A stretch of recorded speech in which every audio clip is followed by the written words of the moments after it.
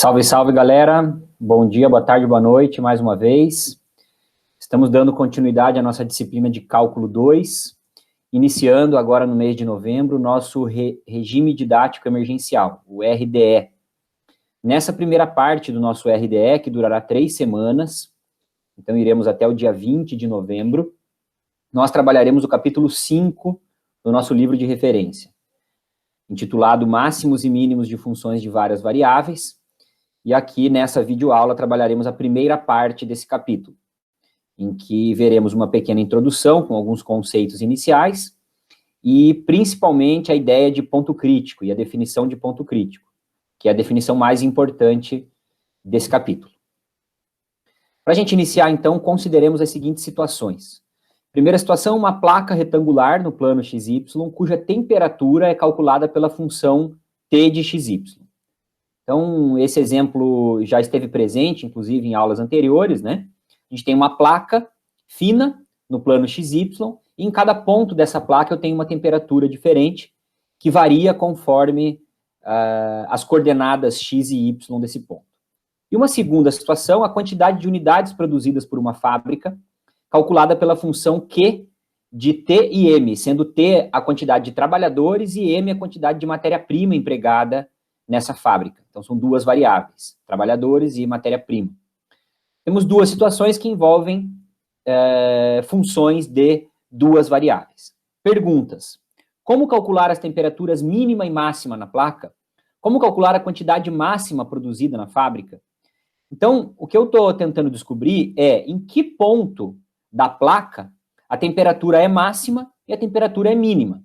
Porque se em cada ponto a temperatura é diferente, haverá um ponto em que ela será máxima e outro ponto em que ela será mínima, ou mais de um ponto que terá essa mesma temperatura, máxima ou mínima. Com a quantidade de unidades produzidas em uma fábrica, acontece a mesma coisa, certo? E esse é um problema bastante utilizado na indústria, você procurar maximizar a quantidade de unidades conforme o número definido de trabalhadores e de matéria-prima empregada. Essa, basicamente, é a ideia do capítulo 5 do nosso curso de Cálculo 2. Essa é a ideia dos conceitos que trabalharemos na aula de hoje. Então, vamos lá. Já começando com algumas definições. Seja z de f de xy uma função de duas variáveis, com f de a em R, e a sendo um subconjunto de R2. Nada de novo aqui, estou chamando uma função de duas variáveis com domínio em R2.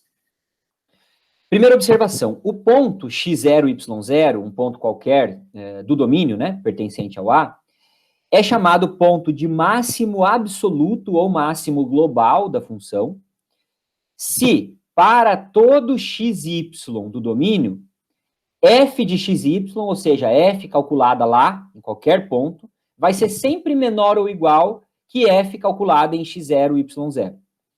Então, se isso acontecer, se quando eu calculo a função em qualquer ponto do domínio e sempre dá menor ou igual que o cálculo da função em x0, y0, então x0, y0 é chamado de máximo absoluto ou máximo global. Nesse caso, esse valor calculado da função, f de x0, y0, é chamado de valor máximo de f. Seria, no caso do exemplo do slide anterior, a temperatura máxima, né? T de x0, y0. Por outro lado, se isso acontecer de maneira contrária, né?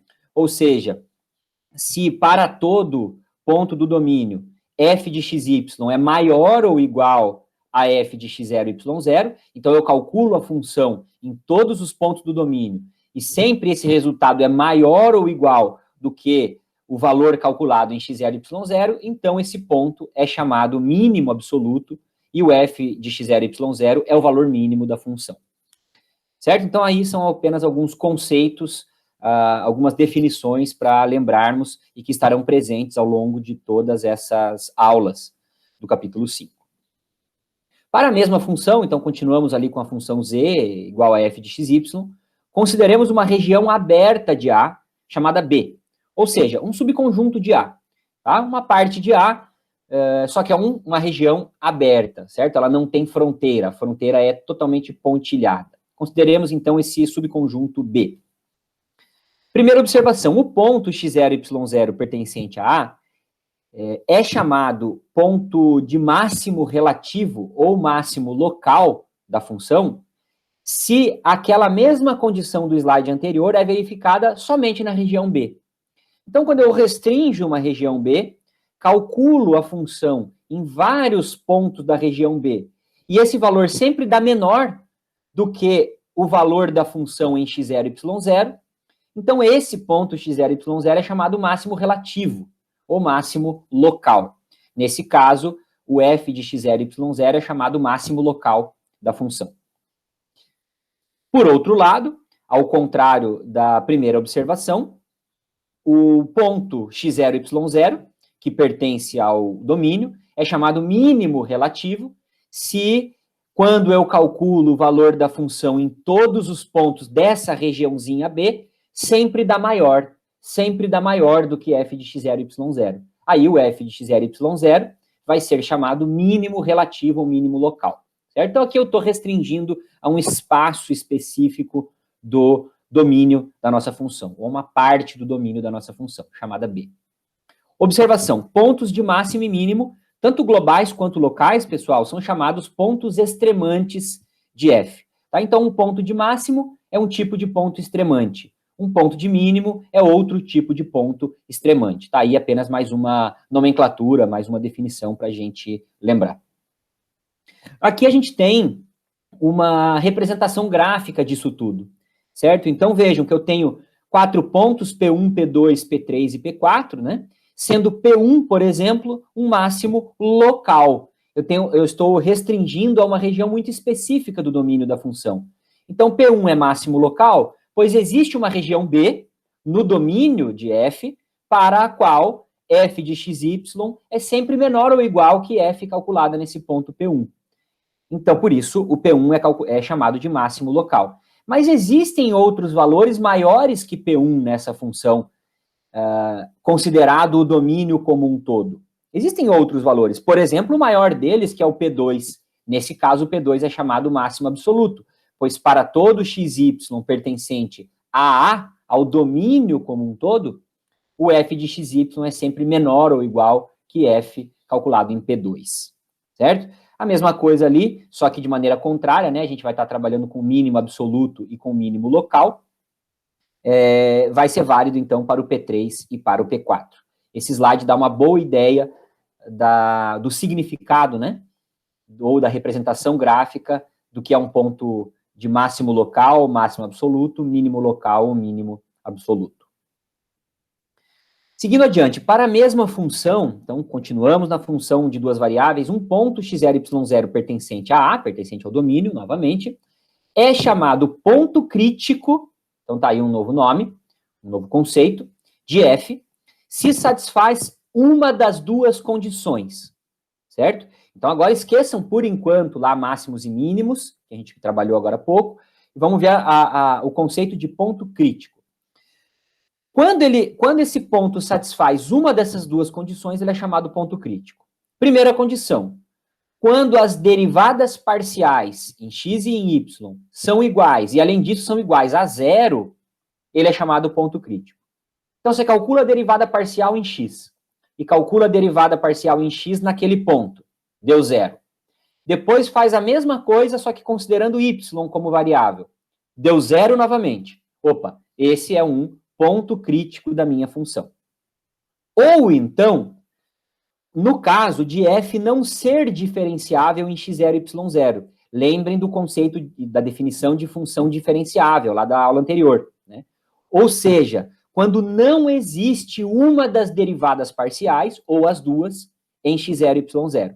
Então, quando você tenta calcular a derivada parcial em x, por exemplo, e vai calcular del f del x no ponto x0 e y0 e não existe, opa, a função não é diferenciável. E aí eu tenho também um ponto crítico. Tá? Isso pode acontecer apenas para del f del x, apenas para del f del y, ou então as duas não existindo. Em todos esses casos, a função f não será diferenciável e eu terei, então, no ponto considerado x0 e y0, um ponto crítico.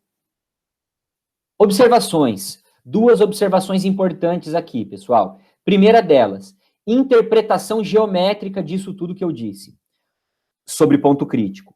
O x0 e y0 é um ponto crítico se o plano tangente ao gráfico da função, lembrem da definição de plano tangente da aula passada, for horizontal, aí eu vou estar na condição 1, aquela em que as derivadas parciais são zero, certo? Se as derivadas parciais, tanto em x quanto em y, forem zero, isso significa que eu tenho um plano tangente exatamente horizontal, certo?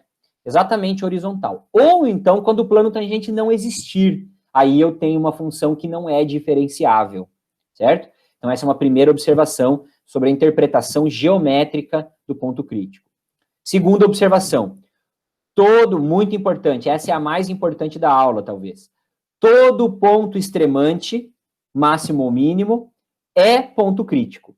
Então, sempre que um ponto é máximo ou um ponto é mínimo, até porque nesses casos eu tenho um plano tangente bem horizontal, né? Lembrem da figura dos slides anteriores, o plano tangente para o P1, para o P2, para o P3 e para o P4 é um plano tangente bem horizontal, né?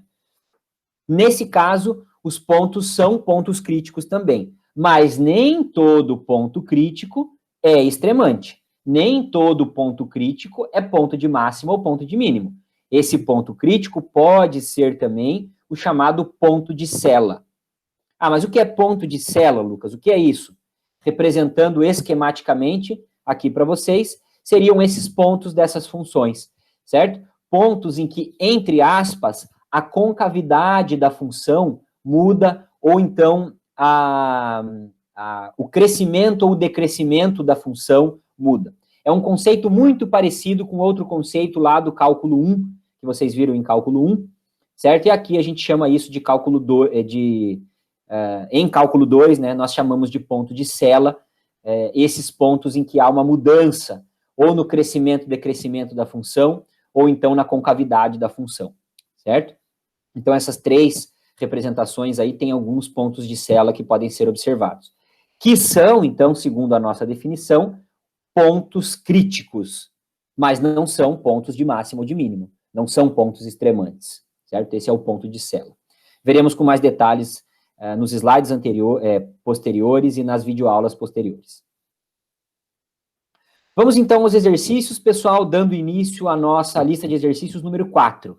Esse primeiro exercício está lá na lista de exercícios número 4, como resolvido em videoaula, tá? Esse vocês não precisam resolver para me entregar, até porque estou resolvendo aqui na videoaula. Verificar se o ponto 00 é ponto crítico e classificá-lo. Então, a gente tem que ver se o ponto 00 é um ponto crítico da função, e depois temos que classificá-lo como ponto de máximo, ou ponto de mínimo, ou ponto de Sella, certo? Então, temos aí na letra A função menos x² menos 2y². Como que eu verifico se um ponto é ponto crítico? A primeira coisa a fazer é calcular as derivadas parciais em x e em y. Calculando del f e del x, obteremos menos 2x, vocês já sabem fazer isso das aulas anteriores. Calculando del f e del x no ponto solicitado, 0, 0, substituo x por 0, vou obter menos 2 vezes 0, e isso dá 0. Calculando del f e del y, eu obtenho menos 4y. Calculando isso, essa função em 0, 0, eu vou ter menos 4 vezes 0, que também é 0. Conclusão. Como del f e del x é 0 e del f e del y é 0, eu tenho aquela primeira condição de ponto crítico. 0, 0 é ponto crítico, pois as derivadas parciais são nulas no ponto.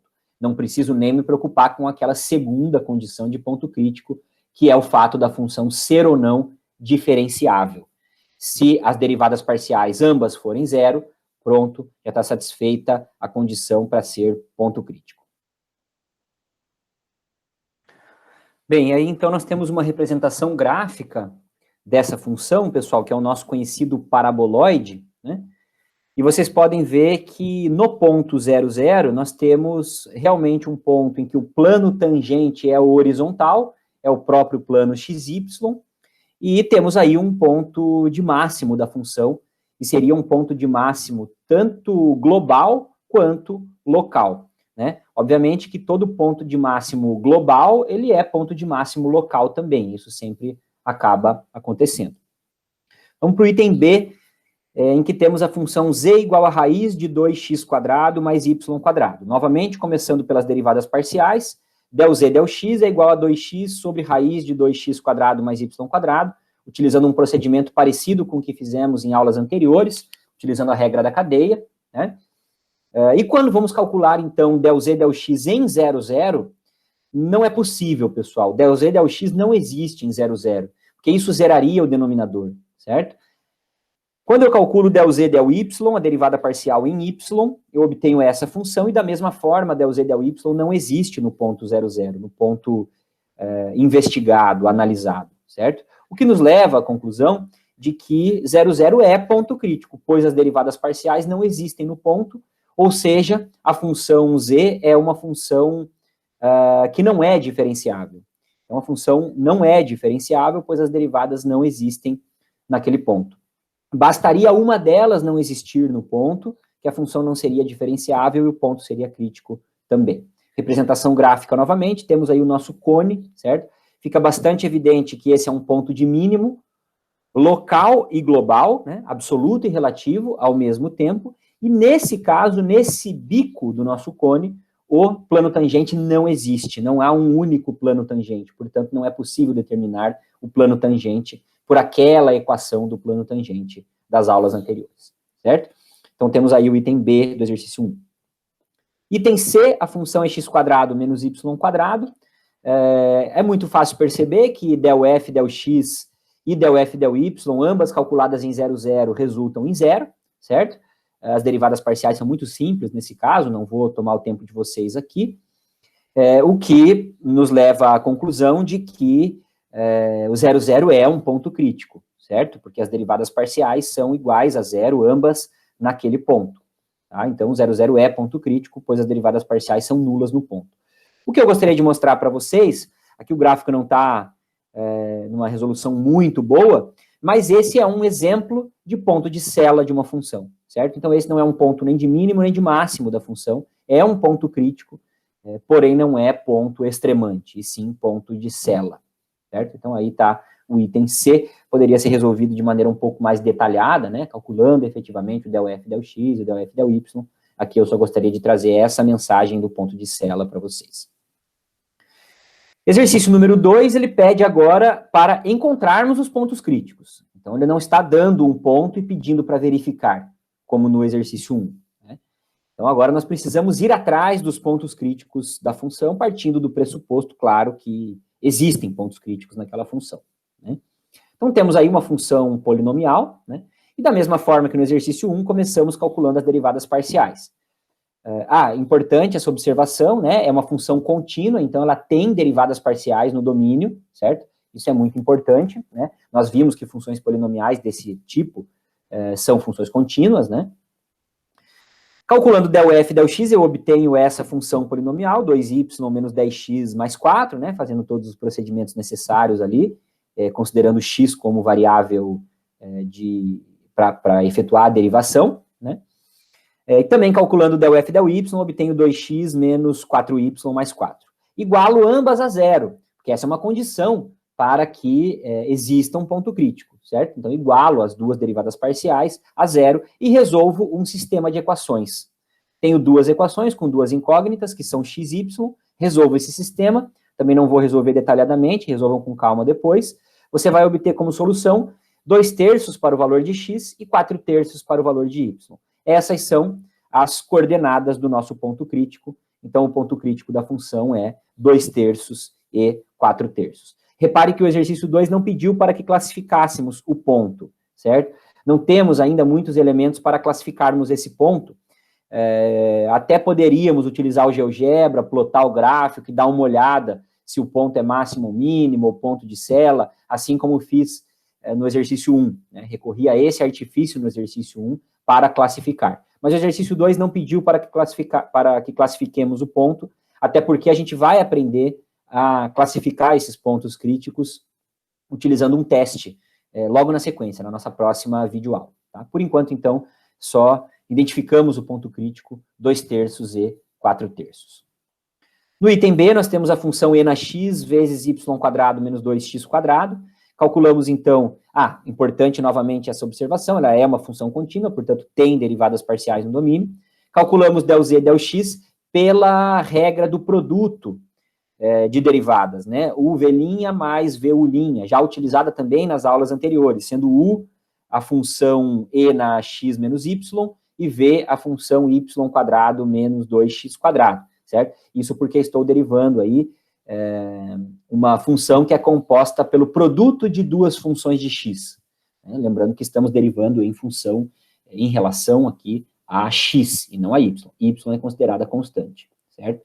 Aplicando então essa regra, eu vou obter essa expressão e fazendo apenas algumas simplificações, né, deixando o e na x menos y em evidência, eu obtenho essa função. E na x menos y vezes y² menos 2x² menos 4x. E igualo, portanto, isso a zero.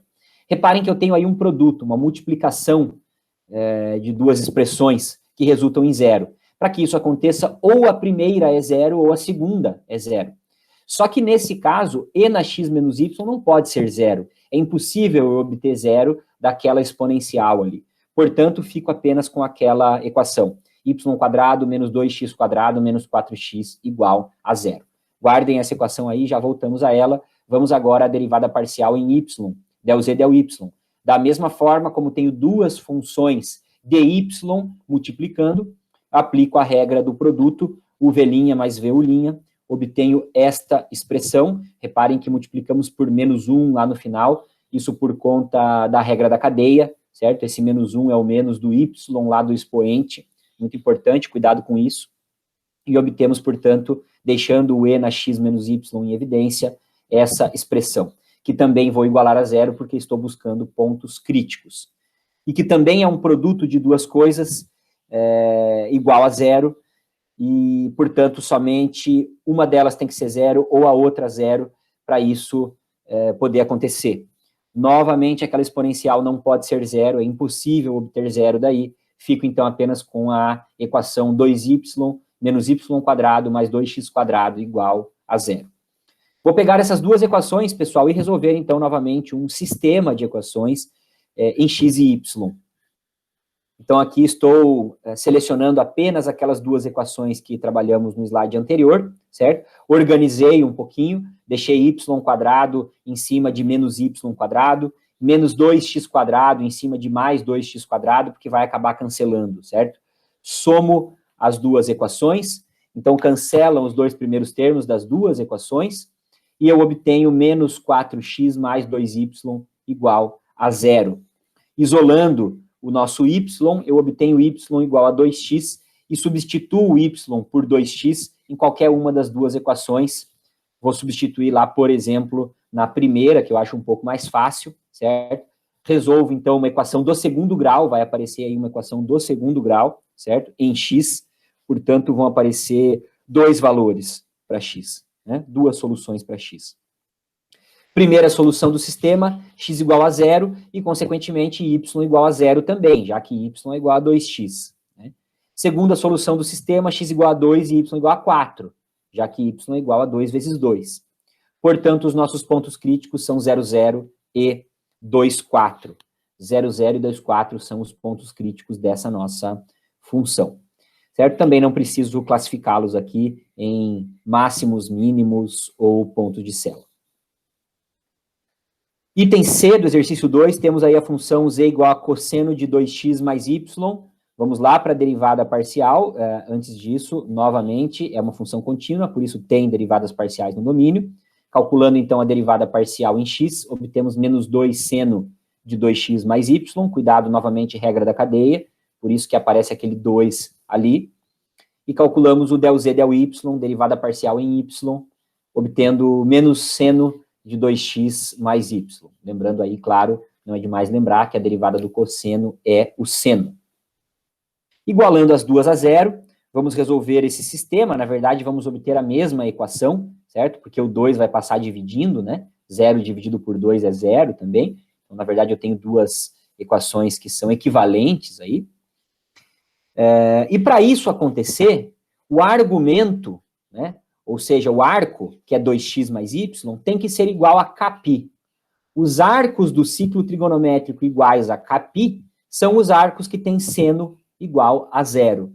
Isolando o y nessa equaçãozinha, sendo K, né, um número inteiro qualquer, o y é igual a menos 2x mais Kπ.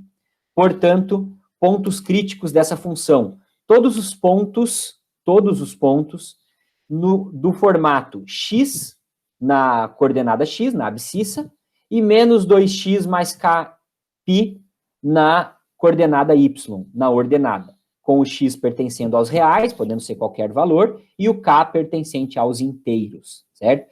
Portanto, pessoal, esse é um exemplo de função que tem infinitos pontos críticos. Conforme eu vou substituindo x por 1, 1,1, 1,2, 3,5, 10,8, valores negativos, e o k por valores inteiros, eu vou obtendo uma série de pontos nesse formato, que são pontos críticos da função.